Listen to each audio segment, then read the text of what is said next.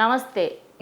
సీమరాజన్న కొడాలి నాని మీద ఇంకొక మాట మాట్లాడిండు. అంటే ఏం మాట్లాడిండు, ఏంది, ఏమన్నాడో ఒకసారి ఈ వీడియో చూస్తే మీకు కూడా అర్థమవుతుంది. ఆల్రెడీ కొడాలి నాని ఎసువంటోడు చక్కగా కౌంటింగ్ సెంటర్కి వెళ్ళి ఎట్లా బయటకు పోయిండు, ఏంది అనేది అన్నీ చూసినాం. మరి ఈ వీడియోలో ఏం చెప్తాడు, అసలు వైఎస్ఆర్సీపీలా గంత ఘోరంగా పడిపోని కారణాలు ఏమిటి ఏందనేది కూడా చెప్తాడని ఒకసారి చూద్దాం వీడియో. నమస్కారం ప్రజారా.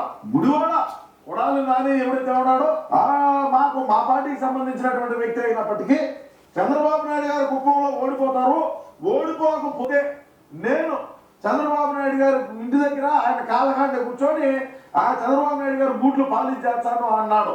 మరి ఎప్పుడు చేయబోతున్నారు? నిజంగానే మరి బూట్లు పాలిష్ చేస్తా అన్నారట కదా, మరి ఎప్పుడు చేస్తున్నారు? అంటే మీడియా కూడా వెయిట్ చేస్తున్నది ఆ విజువల్స్ తీసుకొని మంచిగా ఉంటుంది, ఒక ఎమ్మెల్యేగా గెలిచిన ఆయన అట్లా బూట్లు తుడుస్తూ అంటే బాగుంటుంది. ఇది నేను అంటున్న మాట కాదు, ఎవరెవరైతే మీకు ఓట్లు వేయకుండా వైఎస్ఆర్సీపీకి ఓటు వేయకుండా టీడీపీకి వేసారో వాళ్ళు అంటున్న మాట. ఆ మాటలకు మీ అభిప్రాయాన్ని కింద కామెంట్ రూపంలో తెలియజేయండి. ఇకపోతే డ్యూటీలో ఎప్పుడు జాయిన్ అవుతాడు ఏందనేది మనం మాట్లాడదాం. ఒక చిన్న వీడియో విశ్లేషణ చేద్దాం. తప్పకుండా మీ అభిప్రాయాన్ని అయితే తెలియజేయండి.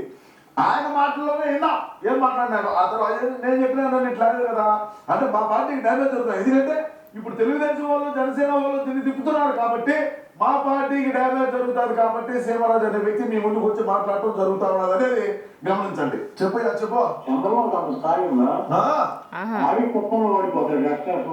ఆడు ఈడు అనే మాట తప్ప ఏ రోజైనా సరే గౌరవంగా మాట్లాడిన దాఖలాలు నీకు దగ్గర ఉన్నాయా? ఈ రోజు మనకి బతుకు దేనికి వచ్చింది? మనం మాట్లాడిన అవలే మాటలతోనే కదా ఈ రోజు మనం ఈ స్థాయిలో దిగజారిపోయింది. మాట్లాడు. చంద్రబాబు స్థాయి ఉందా? కుప్పంలో ఓడిపోతాడు. ఒకసారి పోటీ రిటర్న్ చేసి చూడమని. కుప్పంలో చంద్రబాబు ఓడిపోతే నేను రాజకీయాలు వదిలేస్తా. చంద్రబాబు దగ్గర అది బూట్లు తుడుస్తా, అక్కడే చంద్రబాబు కాలు కూర్చుంటా.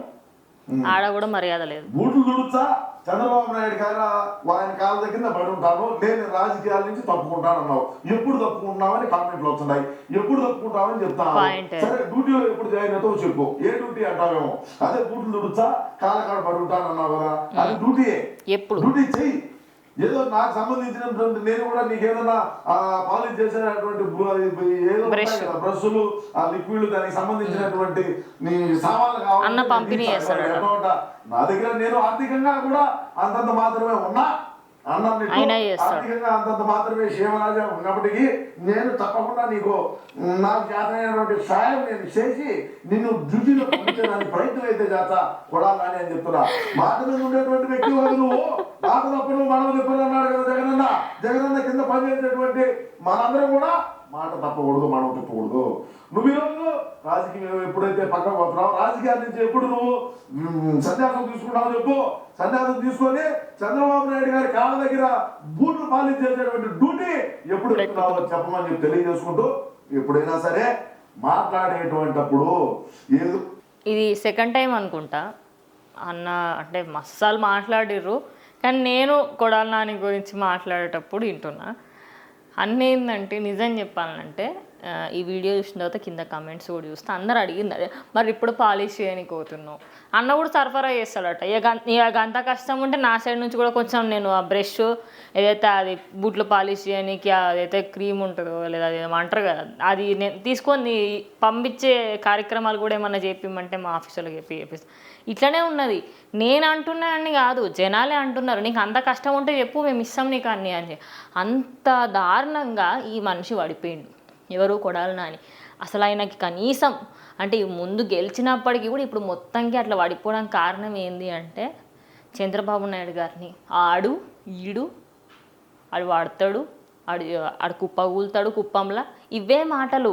ఏదో రైమింగ్ బాగుంది కదా కుప్పంలో కూలుతాడు అనేది బాగుంది కదా అని చెప్పి వాడుతూనే ఉన్నాడు ఘోరంగా.